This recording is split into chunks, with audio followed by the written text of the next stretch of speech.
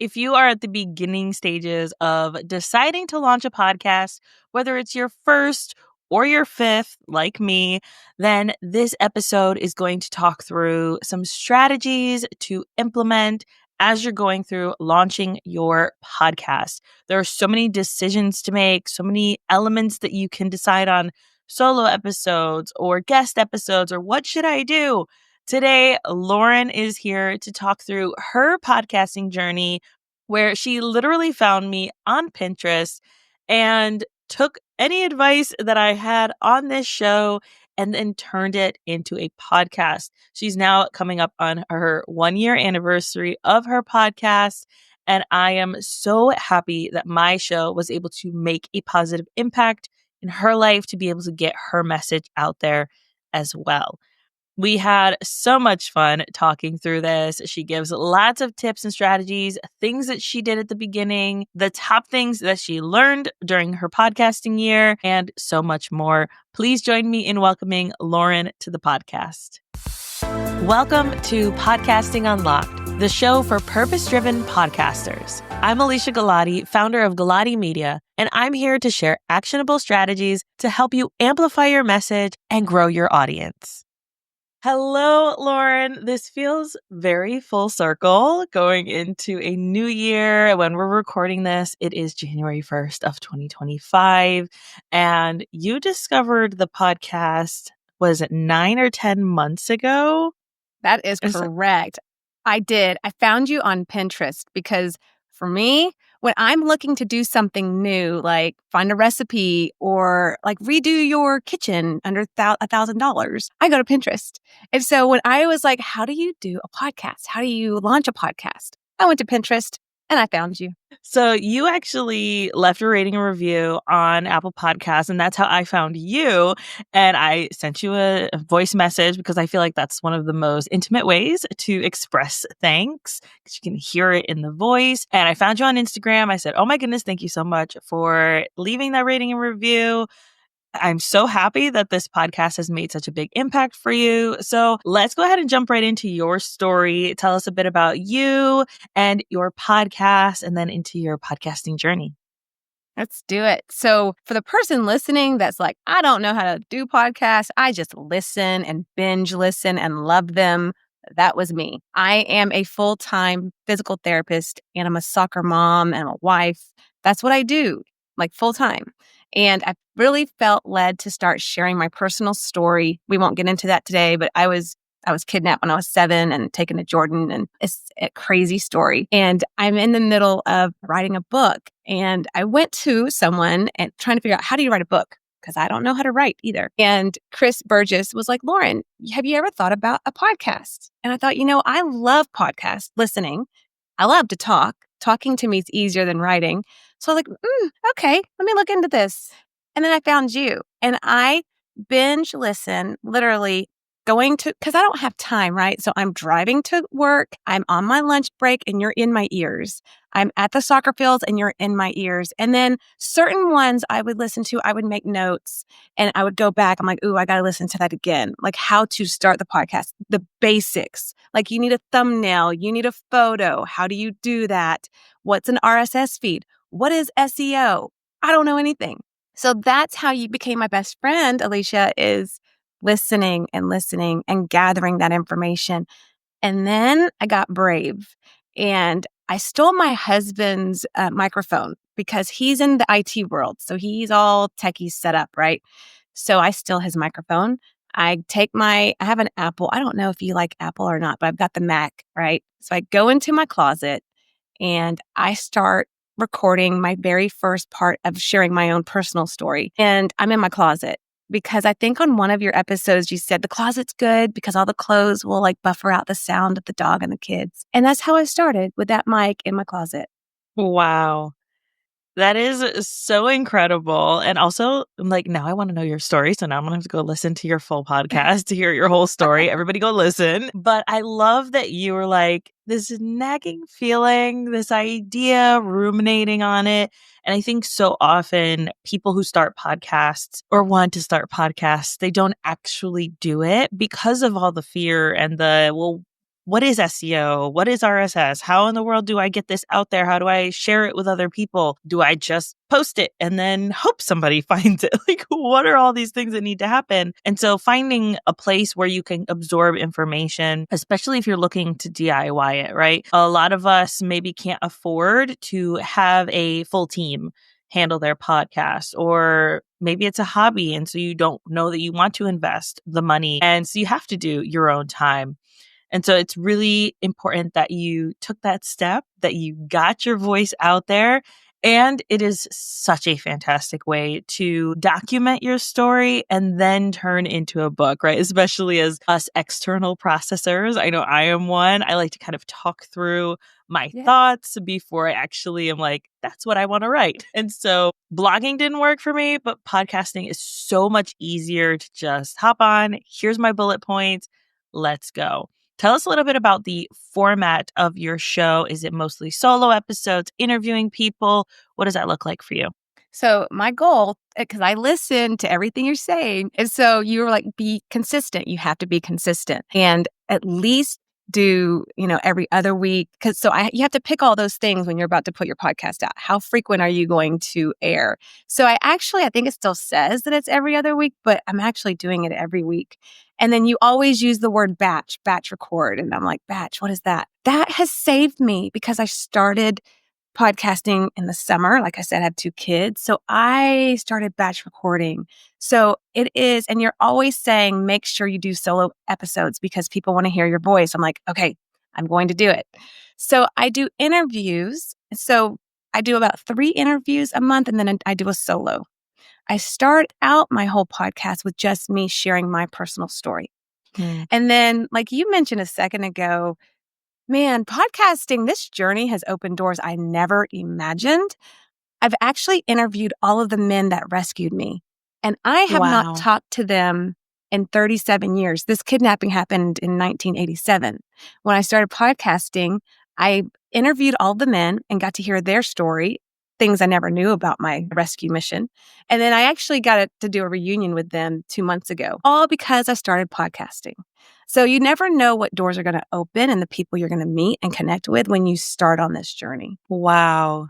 I bet that was so incredible for them as well, right? To be able to reconnect, see the person you've become, and to be able to realize the impact that they've had on your life. I think, wow, what a beautiful way to one, express gratitude, but also to like showcase, hey, these are some heroes that people don't talk about or people might not know. It's always those ones that nobody really knows about, that their stories are always so incredibly impactful. Now, we're gearing up for a relaunch, and we talked about this in the green room. We're gearing up for a relaunch, and we're going to be moving the podcast more towards, yes, we're still talking about leads. Yes, it's good to get business. Yes, it's good to talk about your own things and how you help people and support people.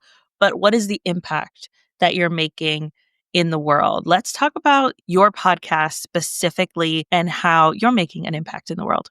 Well, lots of ways. The people I've met, not just my own story, but to encourage people that if you've gone through a divorce, if you've gone through a loss, if you've gone through a bad diagnosis, a sickness, life is not over. My podcast is a faith-based podcast. It's really all about what God did in my life and the power of prayer. And it's amazing. It's all about encouraging people. You don't have to be stuck in the darkness and the sadness. You don't have to walk these hard things alone because, man, you get on social media and you're going to think everyone's perfect. And I got news for you.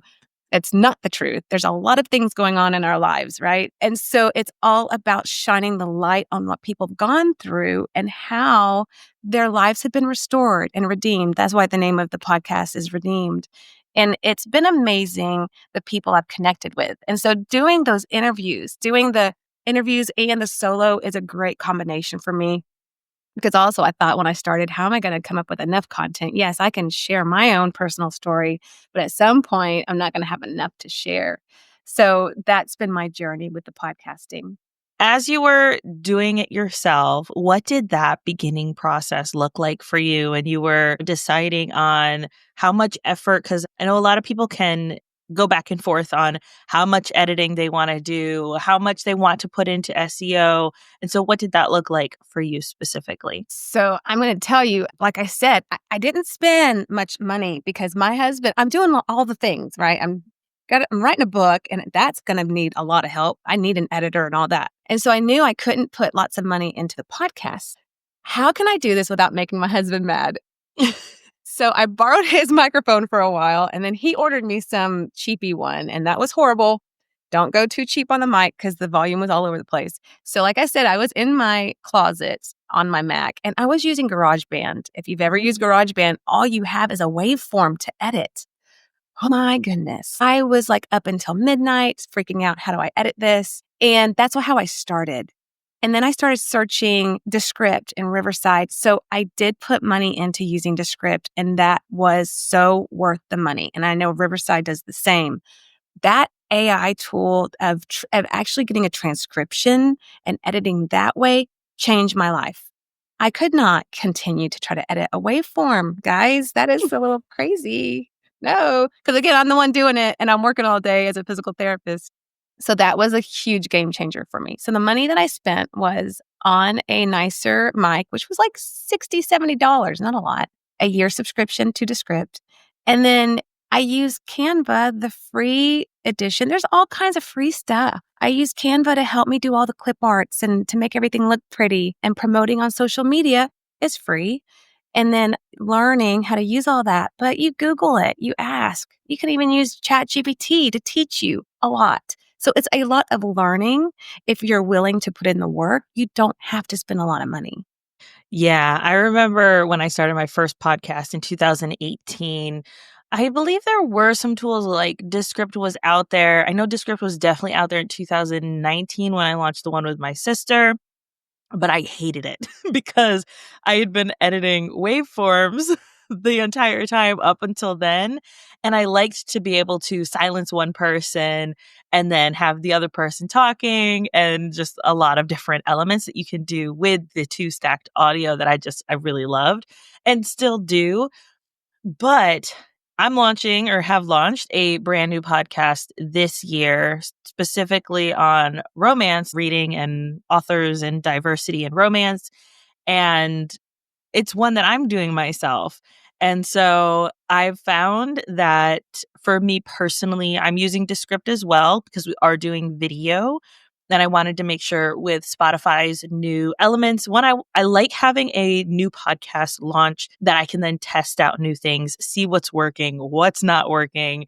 And that way I can reflect that back to our clients. But specifically looking at, all right, Spotify is putting a lot of pressure on podcasters, or not pressure, but pushing people to do more video, upload video. And then you've got YouTube doing very similarly. And so I wanted to have those elements where someone could, if they are listening on Spotify or watching on Spotify, that they could watch it if they wanted to. Also uploading shorts and all of that, right? Descript does a lot of that stuff as well. Mm-hmm. I use an additional tool. I use Opus Clips for that because I like that feature. It just runs through and it gives you like anywhere from 18 to 25 shorts of talking head video. And I obviously go in and edit them because they're not perfect at all. But it takes a lot of time, right? I'm finding once again, launching a new podcast, how much time and effort it takes to create a quality product. And when I say quality, I just mean whatever quality looks like to you, right? So someone might get a cheapo microphone and say, it's good enough. I'm going to get my message out there and that's cool. Whereas you and I are like, no, this is not okay. This does not sound good. I don't like it. My ears are burning. Yeah. So Yeah. Or you your have friend will that. tell you. Your Yes. friend will literally text you when you're driving to work going, oh my gosh, Lauren, take that off of Spotify right now. I was like, what do you mean? What Thank did you, you do with your Paige. voice? That is so Yeah. I was like, funny. what was wrong? You're doing too many things, guys. There's lots of things happening. Yes. So using Descript, I think, is such a great tool. I agree that transcript and being able to see that very visually. And then I also have the timeline up because I want to see the waves as well, personally. So I'll have the transcript, the video, so I can make sure that the clips don't look too clippy. And then seeing that waveform at the bottom really helps me. And like you said, Riverside does very similarly, where you can edit it in the software. It does take depending on how much editing you're doing in there, because it is a website, that it is a lot of effort into your browser. And so sometimes it'll be like, you're doing too much, slow down, we're going to shut you down for a second. So Mm. just keep that in mind if you're doing lots of editing. But if you're doing minimal, it works as well. And then, like I said, Opus Clips I've found works really well for sharing those short form videos. And you can find anything from up to 3 minutes, which is pretty cool. But it's a lot of effort launching a new It's a lot. podcast, getting that excitement out there, getting people interested in it. But you've launched, you're now going into almost a year of podcasting. What is something that you've learned over this year of podcasting that you would not have if you hadn't been podcasting? Well, the number one, I really don't think I would have gotten connected with the men that did my rescue. And that's priceless. I cannot put a price on that. That was an amazing experience. And so that's why I want to remind you that you may have an idea of why you're wanting to podcast, but it opens so many amazing doors. And the people you meet, the connections, it's opened my whole world. So that would be the biggest point there. And don't be scared, just to step out and to try, because fear will always hold you back. But it's really cool to see when you take that step forward. It doesn't have to be perfect. And you say this all the time. You're not going to know everything at the beginning. Yeah. And so you are that encouraging voice is like, that's right. I don't know what I'm doing. And that's okay. People will forgive you. And I am going to go back and redo one of my episodes, because you also encourage people to do that. I'm working on redoing an episode. And I was like, oh, you can do that, because we have all these really cool tools and the tools keep getting better. And so there is a huge support team out there. So don't be afraid to try it. And there's so many resources too, right? So if you're like, I don't know what I'm doing, however you like to learn, there is information. We've got video, we've got blogs, we've got the podcast. There are step-by-step tutorials. If you're someone who does not have Mac, we actually have our lead editor did a full-length blog post going through how to edit in Audacity, which you can use on Mac and on like a Windows computer as well. We'll make sure we link that in the show notes for anyone who's like, that is my struggle. Please help me. And I want a free tool. That is a great one. And it's one that I've been editing with, like I said, since 2018. I think that podcasting is life changing in so many incredible ways. And I think that so often we get so focused on the download numbers or what is this doing for me, when really it is for the listener. It is for the person who is on the other end, just that one person who's listening Person. and thinking about them and the impact that you can make on their life. I think that can help us keep going. What are some things that have helped you to keep going? Because I know those first 10 episodes are a struggle. No matter whether it's your first podcast or your 10th podcast, those first 10 episodes really are a doozy. And so, what is something that's really helped you to keep going? It is. You're absolutely right. At times, I would not look. I would just tell myself, Lauren, don't look, because of exactly what you said. I do some public speaking, and the lady that does a lot of coaching, she says it's for the one person in the audience. That one. So whether you're speaking on a stage or you're speaking on a mic, that one person, and sometimes you'll never know how you touch that person, and that one person will go out to multiples. So you'll never know how your words and your story, Alesia, just like you've poured into me for 6 months and didn't know it.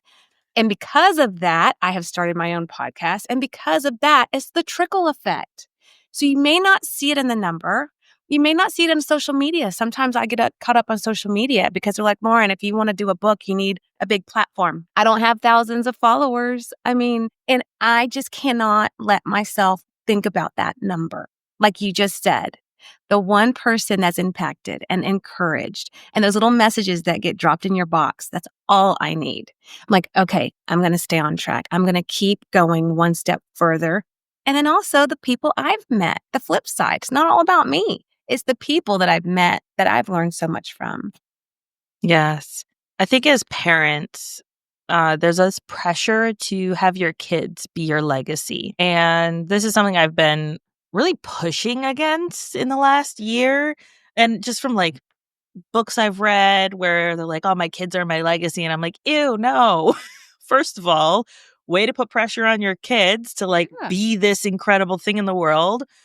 One, but then also, why can't your legacy be the people that you impact, the changes that Mhm. you make in your Right. world and in the people that are connected to you? And so I feel like my podcast is my legacy. This is the Yes. thing that I use to change people's lives or to change their opinions about things or to change my own opinion about things that allows me to be a better person to then treat someone with kindness and respect and well-being towards them in real life that then can make a ripple effect on them. And so I think that podcasting really can be such a legacy building tool, right? So if you're someone who's like, It I want to is. make a difference in the world, podcasting is a great way to do that. And I know we're going to see more podcasts come into the space in 2025. Have no fear. If you keep going, it's going to be fine. And even if it's just that one or two people that hear your voice that then are able to make an impact, make a difference, then that is well worth it, I think. I agree. And Alicia, what you said about kids, for the parents listening, there's a big mom guilt again because I said I work full time, and there would be times where I'm driving down the road and I would just tell my kids, "Hey, y'all are my priority. I love you because I'm taking phone calls of booking new guests, and I'm doing the 15-minute call before I interview, so I get to know their story. There's a lot of multiple steps going on." And my oldest son is 14, and he looked at me. He goes, "Mom, we know we're your priority. The things you're doing are amazing. You're doing the right thing. You're sharing your story. You're encouraging people." Well, that right there, of course, tears are coming down my face while I'm Yes. driving. I'm like, oh, I'm being an example to them. So, just like you said, Alicia, we're being examples to our kids and stepping out of our comfort zone, and showing them how to do it. Yes. And I think that allows us to show up better for them too, right? By filling our own cup, doing things that light us up and excite Yes. us and rejuvenate us that we're then able Mhm. to then pour into them or share things that we're learning with them. I totally agree. Same with my kids. There's so often, especially because I am the working parent and my husband is the stay-at-home dad and he homeschools the kids and all that stuff, that it's always interesting when they see other families and they're like, "What's happening there?" Because we have two boys. And I'm Mine like, too. everybody's families are different. It's fine. Or when they say certain things like moms do this, and I'm like, oh, no, no, no, let's nip that right now. Not how this works. Co parenting, raising these kids well. And also, y'all are going to be gone in 10 ish years. Hopefully. So, right, hopefully. And so, like, how can I make sure that I am still a person I want to be at that point and in a relationship that I want to be at that point? And that does come from filling our own cup and being able to be the person that we want to be today, then growing. So Mm. powerful. Oh, I It love is. podcasting. I do too. It is so powerful and encouraging. You keep speaking that truth. Lauren, this has been so much fun. I have loved hearing your story. Now everybody needs to go and hear your real story. Go listen Yeah. to Redeemed Podcast. Where can people find you, learn more about you, hang out with you, all that fun stuff? I'm on everything. I'm on YouTube and Spotify and Apple and iHeart. Lauren Burns Redeemed is the podcast. And if you Google Desperate Rescue, there's a movie about my story. NBC did a movie in the 90s, and it's based off of my story, my childhood. I love hanging out on Facebook and Instagram. Lauren Burns Redeemed. It's easy to find me there. Awesome. And we will make sure that we link that in the show notes and the description for anyone who's driving and doing other things while they are listening. And that way they can grab those links as well. Thank you so much, Lauren. Thank you.